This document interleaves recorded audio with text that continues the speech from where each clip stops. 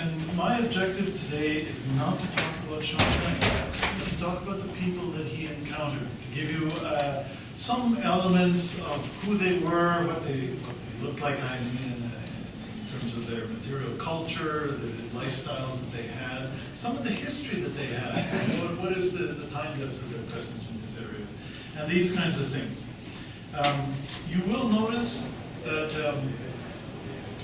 it was especially meaningful in the French presentation. I used the journal, or I used the excerpts of his journal that were published in 1932 by the Champlain Society, edited by Bigard. And those texts are produced with all of the spelling mistakes, grammar mistakes, or what we would perceive as mistakes today, and the use of vocabulary that he used at the time. And I put it up there. And sometimes it has words in it that we wouldn't find politically acceptable today. In 1932, Bigard did not hesitate to use the word Indian. Today, we wouldn't. I reproduced his sections just because I didn't want to start editing these people. Who am I, right? So when you see it on the screen, understand that it is an artifact in and of itself. All right, let's begin.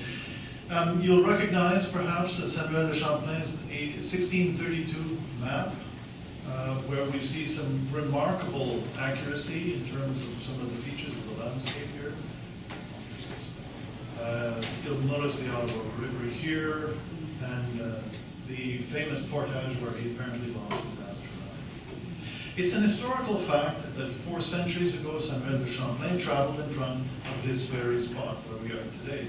He may even have walked on the site of the Museum of Civilization, and I'll show you some elements of why I make that argument a little later.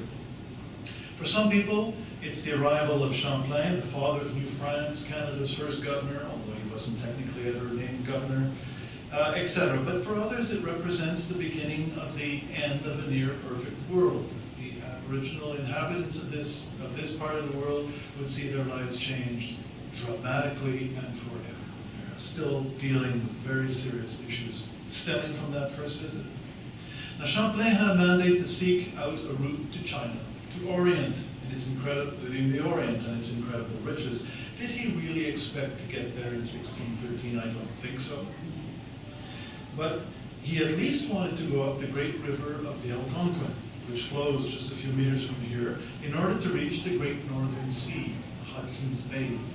Because he had as a traveling companion this young Nicolas de Vigneault, who had been actually living with the Algonquin a couple of years earlier, went back to France in 1612 and told the court and told Champlain, hey, I made it all the way to the North Sea. I think there was money to be made for the person who could do that first. And so he came back with Champlain. Champlain said, let's go. I'm with you, kid, we're going. He saw shipwreck, an English shipwreck, he saw 80 people killed, 1 taken prisoner. This was great stuff. And that's where Champlain wanted to go. But Champlain never made it further than Allumette Island.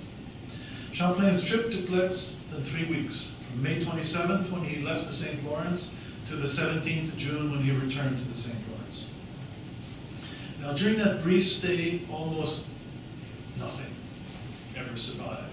Nothing that archaeologists and historians have agreed may have once belonged to Champlain, except, of course, the infamous or famous astrolabe, which is in the hallway that you can go and have a look at, which is not without its controversies. I might allude to that a little bit. But what Champlain did leave us are descriptions of the region and the people, but these are often hazy outlines.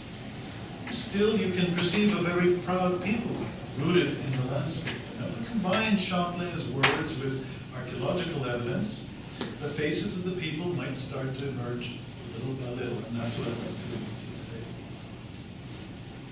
So here's Sam the man standing on top of the bean point just across the river with holding the astrolabe upside down.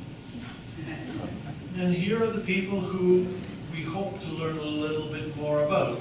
And you might recognize, for those who used to or had been to see that monument up until a few years ago, the native person who is on the right used to be at the base of the monument that has Champlain holding his astrolabe loft.